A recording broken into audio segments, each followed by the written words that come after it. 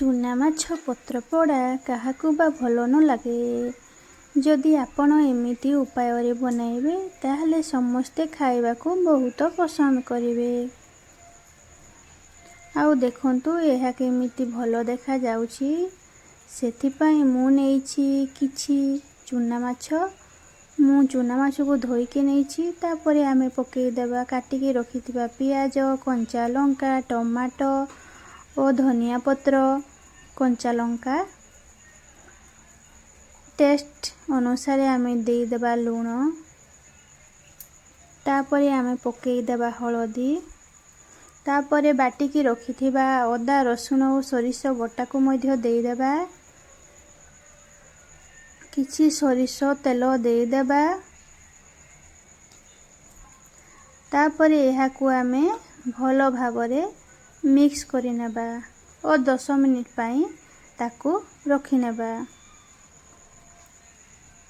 चूना माछ को पोड़ीबा पाई आमे गोटे कदली पत्र नै जिबा। कदली पत्र रे आमे टिके भल भाबरे तेल लगेई नेबा। तेल लगेई सारिबा परे ताकू आमे टिके नियारे सेकी नेबा। तापरे रखिथिबा चूना माछ को कदली पत्र रे देई टिके स्प्रेड करि नेबा। मु जेमिति करूछि आपण माने मध्य सेमिति करिवे। तापरे चारिपट को कदली पत्र आमे फोल्ड करि नेबा।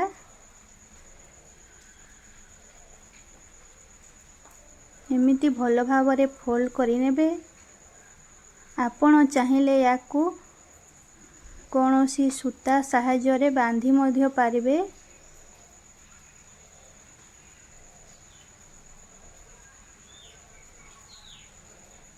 देखंतु आमर एबे फोल्ड होई सारिछि। तापरे आमे गोटिए तावा नै जिबा। तावा रे किछि तेल देई देबा। तेल गरम होला परे सेथिरे आमे फोल्ड करी रखिथिबा कदली पत्र को देई देबा और ता ऊपर आ गोटे कदली पत्र आमे देई देबा।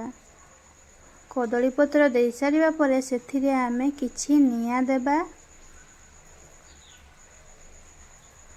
चारिपट को टिके भल भाबरे स्प्रेड करी निया को देबे जेमिति चूना माछटा सिझिबो। चुलीर तलपटु मध्य टिके आमे निया जालिबा। बेसी नुह धीमा आंचरे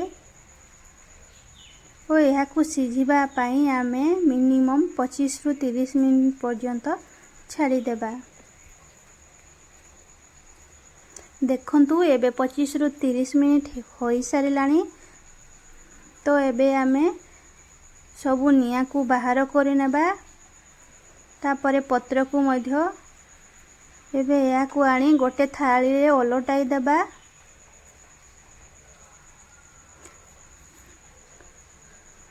तापरे आमे पत्र को काढ़िबा। देखंतु एमिति धीरे धीरे काढ़िबे। पूरा गरम अछि। एही चूना माछ जेमिति देखा जाई थाए सेमिति मध्य यार टेस्ट थाए। आउ आपण माने याकू निश्चय थरे बनै खांतु। जदि आजिर वीडियो आपनकू भल लागिला ताहाले मो चैनल को लाइक, शेयर एवं सब्सक्राइब करि नेबे।